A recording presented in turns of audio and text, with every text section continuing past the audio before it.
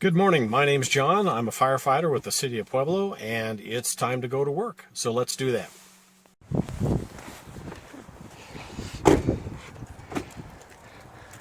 This is fire station number 9. Fire station number 9 is one of 10 in the city of Pueblo.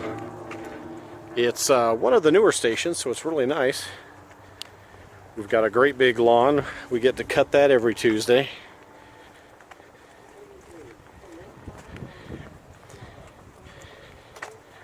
So when we first come to work, first thing we do is get changed into our clothes, our work clothes, and then get started.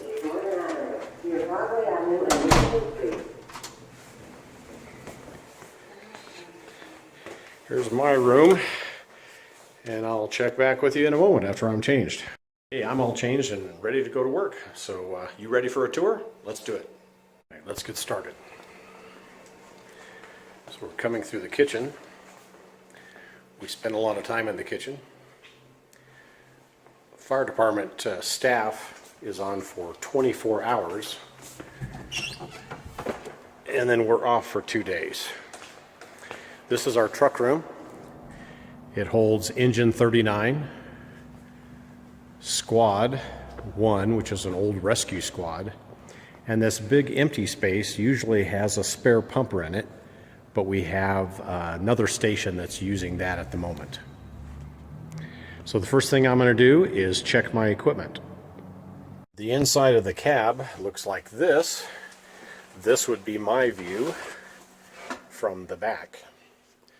So you can see, here I am, and I get to face forward like the captain and the engineer.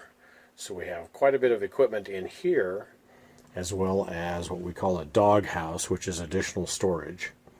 So in the morning I will come in and sign some paperwork and take over the supply of drugs that was left by the emergency medical officer before me. I'll check my equipment now that is in some of the compartments. Hop out now. A lot of getting in and getting out of the truck every time I come to work. In 9s, we have all of our firefighting uniforms and equipment kept out here in the truck room. This firefighting clothing we call our bunker gear. So the first thing that we do when we come in to work is put our bunker gear on the truck. This is my bunker gear with the blue helmet, and the captain's bunker gear is in the red helmet. And on the other side is some clothing for my engineer, and engineers are designated with yellow helmets. So we're going to come in here and open up this compartment, which is the main compartment that I'm concerned with. It holds a lot of medical equipment that I will use with every patient that I have. Oh. Well, there's a call, but it's not for us, so we can keep going. Great. We have a lot of medical equipment, including the defibrillator, an oxygen bag, some lifting equipment, some trauma equipment. The Pueblo Fire Department has paramedics as well as EMT intermediates, which is what I am. And we are trained in using the Life Pack defibrillator. You've seen those shows where they say clear, clear, and they basically send a bolt of electricity through the patient and they jump off the table. Well, that's what this machine does. Everyone on the fire department must be at least an EMT basic so that they can use the basic equipment such as an oxygen tank or do splinting skills or trauma care, wound care, that type of thing. So we will all do that as part of the fire department, as well as fight fires. And for fighting fires, we have lots of equipment up above. We have what we call the hose bed. This is where we keep all of our fire hose. That's where it sleeps. That's why we call it the hose bed. We also have a real compartment here. which is a pre-connected fire hose directly to our water supply. So if we have to jump out and put out a dumpster fire or something like that, this comes in really handy because when we're done we can just roll it back up. We don't have any hose to clean and we don't have to take it on and off the truck. So this really comes in handy. We like this a lot. On the other side of the truck we have more compartments with more firefighting equipment and emergency medical equipment. These racks actually slide out, and you can tell that we have a lot of equipment here, so we needed to come up with a way to store things really conveniently. So these racks will actually slide out and we can get a hold of any equipment that we need from there very rapidly. We also have additional equipment here, our firefighter engineer bunker gear down here, toolbox, that type of thing. Things that we need to use in our day-to-day work. Engine 39 is a Spartan fire truck. It's called a pumper because it has water on it. This actually pumps water from our tank prior to hooking up to a fire hydrant. We carry 500 gallons of water as well as all of the other equipment. So that's a lot of water. Imagine 500 gallons of milk in your kitchen. That would take up a lot of space. Not only do we use the hose discharges here you can see in the front, but also up on top is called a deck gun. And you can see it if I lift my camera up a little bit. It's that red nozzle with the black tip on it. This deck gun will shoot water out at 1,000 gallons a minute. So our 500 gallons would take how long to get empty? You do the math. 1,000 gallons divided by 500.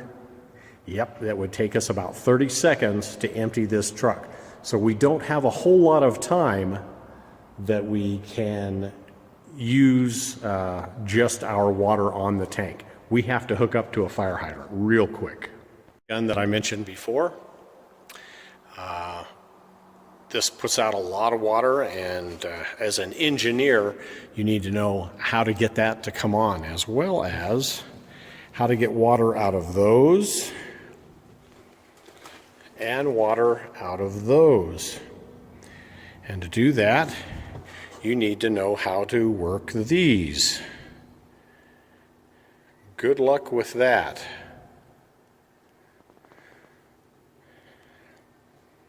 A little bit more equipment on the truck. This is a handy piece of equipment, tools. That's our drug box. We need to know how to use all of these drugs depending on the medical situation that we have. We need to start an IV. This is the pouch that we use. If that's in case we need to give you medication or fluids, we'll do that. So there's some diabetic equipment here, some breathing equipment, and some additional tools like syringes and needles and trauma shears that we carry as well. Gangs of fun, especially when it comes to our monthly inventory. We have to count everything and mark the expiration dates to keep it current. A quick look at the station. Hallway, saw my bedroom, another bedroom here. Bathrooms, 1 and 2. Another hallway. We've got medical supplies as well as regular cleaning supplies, and then some electrical offices there where our electrical equipment is. This is the front office. The computers, because the job is not done until the report is finished. So after every call, we must come back and do a medical report or a fire report on the computer, logging in the patient's name, the address, the nature of the call, what we did on the call, why we did it, and what we think their diagnosis would be, to a certain extent. It's also important for all firefighters to stay physically fit because we have a lot of patient lifting and equipment lifting. So we have a weight room full of lifting equipment, some treadmills, rower, stair stepper, some free weights, everything that we might need to help us keep physically fit in order to do our job. This is a different kind of weight room where we might sit, watch TV, and wait for the next phone call or 911 call to come up. There's our TV. Lots of reading material. Most of it fire department. And then we can step into our kitchen. There's my captain. Hi, Cap. We spend a lot of time in the kitchen because, like I mentioned before, we're here for 24 hours and then we are off for 2 days. And so we eat breakfast, lunch, and dinner here. We either go out for dinner and bring back, or we cook our own. But the main thing that we see every night, and that is the sink, because our mom doesn't work here. We have to do our own dishes. Out in the truck room again, we have some spare hose, some cleaning equipment. Like I mentioned, we do a lot of cleaning as well. Some additional tools on a rack, including some hose. This is our shop area. We are pretty self-sufficient when it comes to fixing our own things. If something breaks down, we need to fix it. We can't be sending our tools and that type of thing into the shop all the time to get repaired. So we will do our level best to get it fixed so that we can have everything in service. This is the squad I mentioned. I rode on this piece of equipment right here for about the first 10, 11 years on my service with the fire department as Rescue 1. And then we have our laundry room, washer dryer, as well as an extractor. Now, an extractor is a special piece of equipment. This is not your mom and dad's washing machine. This is a very, very heavy duty machine to clean our bunker gear, the pants and the coats that you saw before. It takes a special heavy duty machine to do that, and so there are several extractors in the city, one of them here, and then 2 or 3 others in the city. We'll get things washed and then hang up bunker clothing here to dry, and we'll do that as a service for our other firefighters as well. So a little fire department trivia. Why was the Dalmatian dog a part of the fire service for so long? Well, the reason is that they're very lovable, but they're also very, very protective of what they think belongs to them. So the Dalmatian dogs living at the fire station believed that the firefighters and the horses that drew the wagons that had the water on it to the fire all belonged to the dogs. So they were very protective. Now, on the way to the fire, stray dogs would run alongside the cart and try to nip at the heels of the horses. The Dalmatian dog would run alongside and chase off all the stray dogs. Then once we got to the fire, the firefighters would be fighting the fire. The dog would bark at people and keep them away from the equipment. So that's why the Dalmatians were part of it. Well, that's it for the tour. Thanks for visiting. I appreciate your stopping by. You can check this requirement off on your merit badge. Take care. Bye. Can you introduce yourself? I can. My name is John Dorland. I'm a firefighter with the city of Pueblo. Keep going. What do you do at the fire station?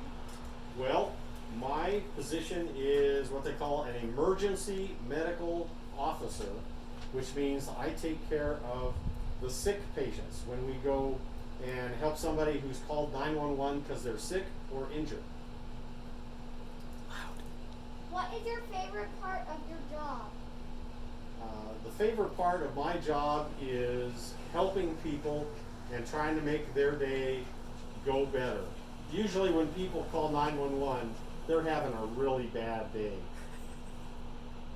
What skills did you have to learn to do what you do? Every firefighter on the job has to be at least an EMT basic. That stands for Emergency Medical Technician.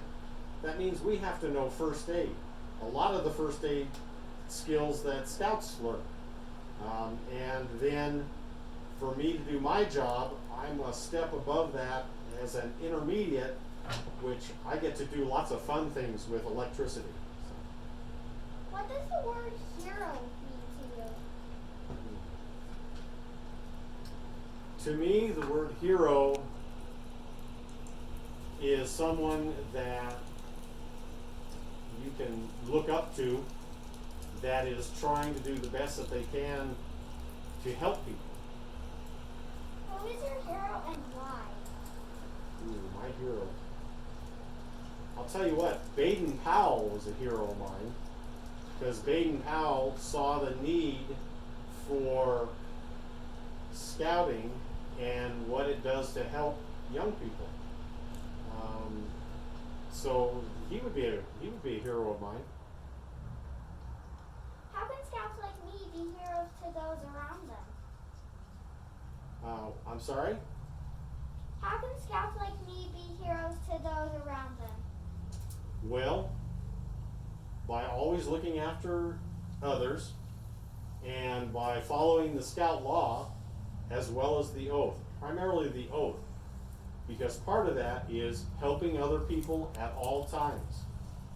And you never know when an emergency might come up. You know, what may not seem like an emergency to us may be somebody else's emergency, and if you can jump in and help them figure out the best way to get through whatever it is they're going through, to them, you would be a hero. Anything else you would like to share? Well, just that I really enjoy my job.